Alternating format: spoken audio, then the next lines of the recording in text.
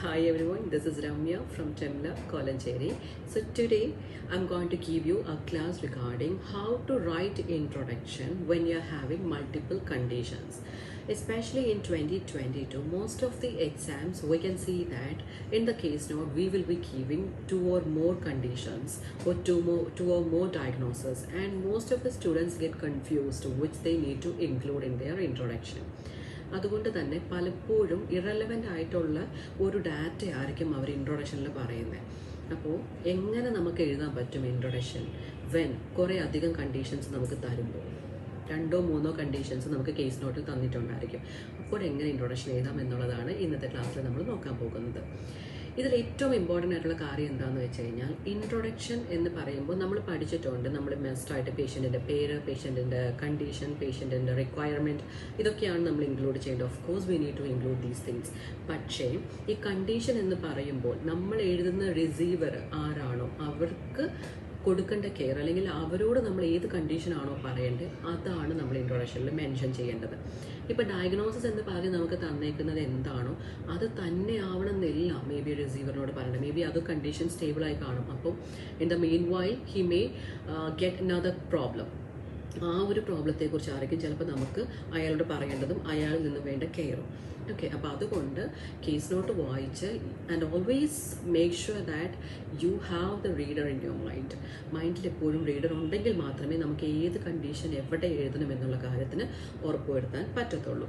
ഇനി ചില സമയത്ത് നമ്മളുടെ ഒരു കണ്ടീഷൻ എന്ന് പറയുന്നത്, ഒരു പേഷ്യൻറ്റിന് ഒരു കണ്ടീഷൻ ഉണ്ട്, ആ condition may have relation with another condition. ഒരു കണ്ടീഷൻ കാരണം മറ്റൊരു കണ്ടീഷൻ വന്നു. ഫോർ എക്സാമ്പിൾ പറയുകയാണെങ്കിൽ പേഷ്യൻ്റ് ഡിപ്രഷൻ ആണ്, അതിൻ്റെ റീസൺ ആയിട്ട് പറയുന്നത് പാർക്കിൻസൺ ഡിസീസാണ്. ഈ പാർക്കിൻസൺ ഡിസീസ് സ്റ്റാർട്ട് ചെയ്തിട്ട് മേ ബി ഒരു 2 to 3 years ആയിട്ടുണ്ടായിരിക്കും. ഡിപ്രഷൻ റീസൺലി സ്റ്റാർട്ട് ചെയ്തതായിരിക്കും. ഓക്കെ, അപ്പോൾ ഈ പറയുന്ന ഡിപ്രഷൻ വരാനുള്ള കാരണം എന്താണ്? പാർക്കിൻസൺ ഡിസീസ് ആണ് അല്ലേ? അതല്ലെങ്കിൽ പേഷ്യൻറ്റിന് സ്ലർ സ്പീച്ചാണ്. നമ്മളൊരു സ്പീച്ച് തെറാപ്പിസ്റ്റിനാണ് ലെറ്റർ എഴുതുന്നതെന്ന് വിചാരിക്കുക. അപ്പോൾ പേഷ്യൻറ്റിനുള്ളത് എന്താണ്? സ്ലേർഡ് സ്പീച്ചാണ്. ഈ സ്ലേർഡ് സ്പീച്ചിൻ്റെ റീസൺ എന്ന് പറയുന്നത് പേഷ്യൻറ്റിന് ഈ ഒരു റീസെൻ്റായിട്ട് വന്ന ഒരു സ്ട്രോക്ക് ആണെന്ന് വിചാരിക്കാം. അപ്പോൾ ഇത് രണ്ടും കണക്റ്റഡ് ആണല്ലേ? അങ്ങനെ കണക്റ്റഡ് ആയിട്ട് വരുന്ന രണ്ട് കണ്ടീഷൻ ഉണ്ടെങ്കിൽ വി ക്യാൻ ഗോ വിത്ത് സെക്കൻഡറിയോ അല്ലെങ്കിൽ അസോസിയേറ്റഡ് വിത്തോ യൂസ് ചെയ്തുകൊണ്ട് നമുക്ക് ഇൻട്രൊഡക്ഷനിൽ രണ്ട് കണ്ടീഷനും മെൻഷൻ ചെയ്യാം.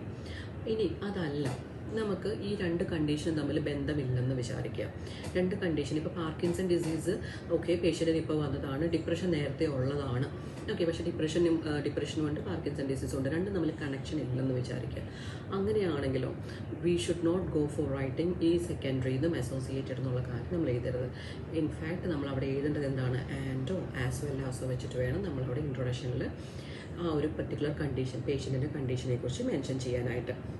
പിന്നെ വേറൊരു കാര്യം നിങ്ങൾ ശ്രദ്ധിക്കേണ്ടത് എന്താണെന്ന് വെച്ച് കഴിഞ്ഞാൽ, ഈ രണ്ട് കണ്ടീഷൻ തന്നിട്ടുള്ളത് കൊണ്ട് രണ്ടും ഇൻട്രൊഡക്ഷനിൽ മെൻഷൻ ചെയ്യണം എന്നുള്ളതിന് ഒരു നിർബന്ധവും ഇല്ല.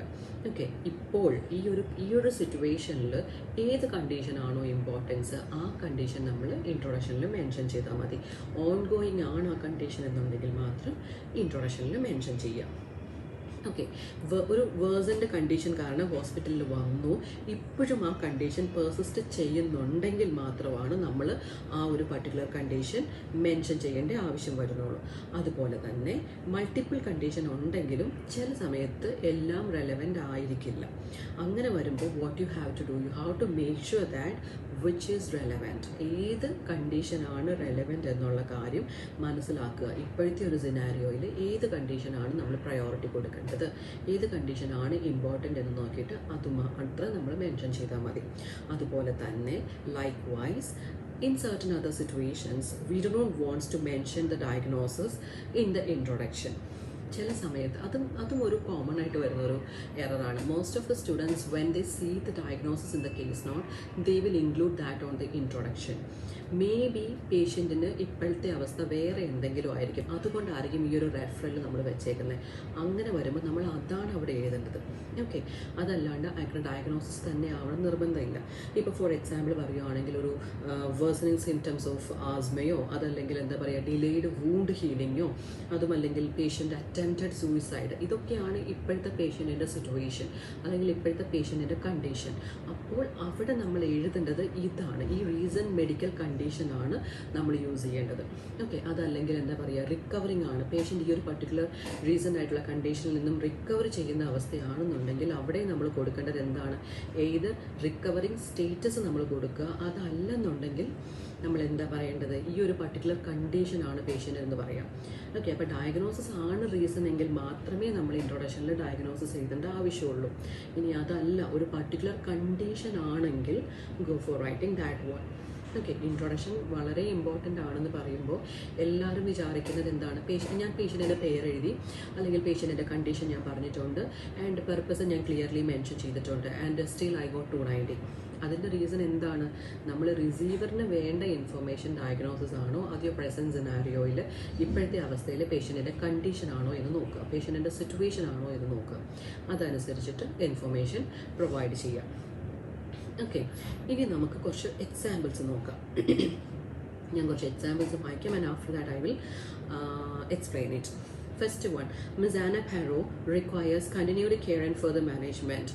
Okay, she has been diagnosed with the right chin injury and hypotension. ഇവിടെ ഞാൻ യൂസ് ചെയ്തേക്കുന്ന രണ്ട് കണ്ടീഷനുണ്ട്. ഒന്ന് റൈറ്റ് ചിൻ ഇഞ്ചുറിയും നെക്സ്റ്റ് വൺ ഹൈപ്പോടെൻഷനുമാണ്. ഇതിന് രണ്ടിനും തമ്മിൽ കണക്ഷൻ ഇല്ലാത്തത് കൊണ്ട് ഞാനവിടെ ആൻഡ് വെച്ചിട്ടാണ് എഴുതിയത്. ഓക്കെ, അപ്പോൾ നമുക്ക് രണ്ട് കാര്യത്തിനും തമ്മിൽ കണക്ഷൻ, രണ്ട് കണ്ടീഷനും തമ്മിൽ കണക്ഷൻ ഇല്ല എന്നുണ്ടെങ്കിൽ നമ്മൾ എന്ത് എഴുതണം, ആൻഡ് വെച്ച് എഴുതിയാൽ മതി. അതുപോലെ തന്നെ റൂൾ അനുസരിച്ച് നമ്മളൊരു ഡയഗ്നോസിസിനെ കുറിച്ചിട്ട് ഇൻട്രൊഡക്ഷനിൽ ഒരു ഡയഗ്നോസിസിനെ കുറിച്ച് മെൻഷൻ ചെയ്തിട്ടുണ്ടെങ്കിൽ പിന്നീട് നമ്മളത് വീണ്ടും റിപ്പീറ്റ് ചെയ്യേണ്ട ആവശ്യം വരുന്നില്ല.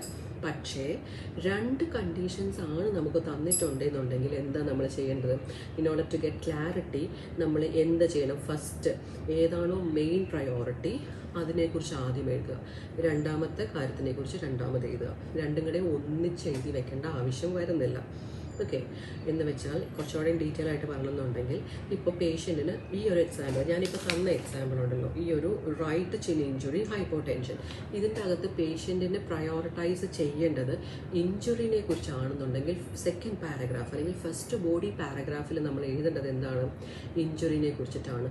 അത് കഴിഞ്ഞിട്ട് നമ്മൾ ഹൈപ്പോടെൻഷനെ കുറിച്ച് എഴുതിയാൽ മതി. എപ്പോഴാണ് നമുക്ക് എന്തിന് സ്കോർ കിട്ടുന്നത്, ഓർഗനൈസേഷനും ക്ലാരിറ്റിക്കും ഒക്കെ സ്കോർ വരത്തുള്ളൂ. ഓക്കെ, ഇനി അടുത്ത എക്സാമ്പിളിലേക്ക് പോവാം. Mister John Arthur requires respiratory care who has worsening of Alzheimer's and delayed wound healing. ഇവിടെ ഞാൻ പറഞ്ഞേക്കുന്ന രണ്ട് കണ്ടീഷനാണ്, ഒന്ന് അൾഷിമേഴ്സും രണ്ടേത് ഡിലേഡ് വൂണ്ട് ഹീലിംഗ് ആണ്. ഇതിന് രണ്ടിനും തമ്മിൽ കണക്ഷൻസ് ഇല്ല. അപ്പോൾ അവിടെ ഞാൻ ആൻഡ് ആണ് യൂസ് ചെയ്തേക്കുന്നത്. ഓക്കെ, അപ്പോൾ രണ്ട് കണ്ടീഷന് തമ്മിൽ കണക്ഷൻ ഇല്ല എന്നുണ്ടെങ്കിൽ നമ്മൾ ആൻഡ് വെച്ച് എഴുതുക. ഓക്കെ, ഇനി വേറെ ഒരെണ്ണം നോക്കാം. Mr. Malcolm Whittaker requires preoperative management for his scheduled bunionectomy on 18 December 2020. He has Parkinson's disease and right foot bunion. Okay, അവിടെയും രണ്ട് കണ്ടീഷൻ നമ്മൾ റിലേഷൻ ഇല്ലാത്തത് കൊണ്ട് ഞാനവിടെ ആൻഡ് യൂസ് ചെയ്തു. ഇനി ഡിപ്രഷൻ ആണെങ്കിലോ, he has depression secondary to Parkinson disease എന്ന് പറയും. കാരണം ഈ ഡിപ്രഷൻ വരാനുള്ള കാരണം പാർക്കിൻസൺ ഡിസീസ് ആണ്. Okay, I hope it's clear. ഇനി ഒരെണ്ണം കൂടെ നോക്കാം. ഇത് നമുക്ക് റീസെൻ്റ് ആയിട്ട് വന്ന എക്സാമിൻ്റെ ഒരു ക്വസ്റ്റ്യൻ ആണ്. പോൾ ഷിപ്റ്റൺ എന്ന് പറഞ്ഞിട്ട്, mister Paul Shipton is suspected to have venous or arterial leg ulcer with or without arterial insufficiency. Okay, ഇതെന്തുകൊണ്ടാണ് ഇങ്ങനെ കൊടുത്തേക്കുന്നത്, venous or arterial leg ulcer with or without. With or without എന്ന് പറയാൻ കാരണം case നോട്ടിൽ നമുക്കൊരു ക്വസ്റ്റ്യൻ മാർക്ക് തന്നിട്ടുണ്ട്. ആർട്ടേറിയൽ insufficiency കാരണമാകാം, സസ്പെക്റ്റഡ് ആണ്. അപ്പോൾ അങ്ങനെയുള്ള കേസിൽ നമ്മൾ വിത്ത് ഓർ വിത്തൗട്ട് കൊടുക്കുക. അതേ സമയത്ത് അത് കൺഫേംഡ് ആണെങ്കിൽ നമ്മൾ എന്ത് പറയും, സെക്കൻഡറി പറയും. ഓക്കെ, സെക്കൻഡറി അല്ലെങ്കിൽ അസോസിയേറ്റഡ് വിത്ത് ആർട്ടേറിയൽ ഇൻസഫിഷ്യൻസി എന്ന് പറയും. ഓക്കെ, എന്നിട്ട് പുള്ളിക്ക് വേണ്ടത് എന്താണ്, requires investigations, further investigations and interventions, അല്ലെങ്കിൽ requires evaluation and management, what ever it is. Okay, I hope it's clear, മനസ്സിലായെന്ന് വിചാരിക്കുന്നു. ഇൻട്രൊഡക്ഷൻ അപ്പോൾ നിങ്ങൾ തെറ്റിക്കരുത്. ഇൻട്രൊഡക്ഷനിൽ ജസ്റ്റ് ഒരു പേഷ്യൻറ്റിൻ്റെ പേരും അയാളുടെ കണ്ടീഷനും അതല്ലെങ്കിൽ ആ പർപ്പസ് മെൻഷൻ ചെയ്ത് കഴിഞ്ഞാൽ എല്ലാം കഴിഞ്ഞു എന്നുള്ളതല്ല. You have to make sure that നമ്മൾ ഇൻക്ലൂഡ് ചെയ്തേക്കുന്ന information accurate to the reader ആണെന്നുള്ള കാര്യം കൂടി ഉറപ്പുവരുത്തുക. Okay, so we are offering both ഓൺലൈനും ഓഫ്ലൈനും ക്ലാസ് നമ്മൾ പ്രൊവൈഡ് ചെയ്യുന്നുണ്ട്. ഓരോ ബാച്ച് തിരിച്ച് തന്നെയാണ് നമ്മൾ എടുക്കുന്നത്. ബിഗിനേഴ്സ്, അതിപ്പോൾ ബിഗിനേഴ്സ് അല്ലാണ്ട് ഇപ്പോൾ 2 പ്രാവശ്യം എക്സാം ചെയ്തിട്ട് വന്നിരിക്കുന്ന കുട്ടിയാണെങ്കിൽ പോലും അവർക്ക് ഏത് മൊഡ്യൂളിനാണോ ഡിഫിക്കൽട്ടി ആ മൊഡ്യൂൾ തന്നെയായിരിക്കും നമ്മൾ ഫോക്കസ് ചെയ്യുന്നത്. You will get individual attention. 100% sure you will be getting an individual attention. Okay, നിങ്ങളുടെ ഇഷ്ടപ്പെട്ട ടൈമിലായിരിക്കും. ഓൺലൈൻ ആണെന്നുണ്ടെങ്കിൽ നിങ്ങൾ പ്രിഫർ ചെയ്യുന്ന ടൈമിലായിരിക്കും നമ്മൾ ക്ലാസ് തരുന്നത്. ആൻഡ് ഓഫ്ലൈൻ ആണെങ്കിൽ we have both morning and evening batches ഉണ്ട്. ഈവനിങ് ബാച്ചസ് എന്ന് പറയുന്നത് നൈറ്റ് ഒരു 8 o'clock വരെ ആയിരിക്കും പോകുന്നത്. ഒരു 4:30 to 8 ആയിരിക്കും പോകുന്നത്. Okay, so if someone is interested in joining our institute, you're all welcome. Thank you.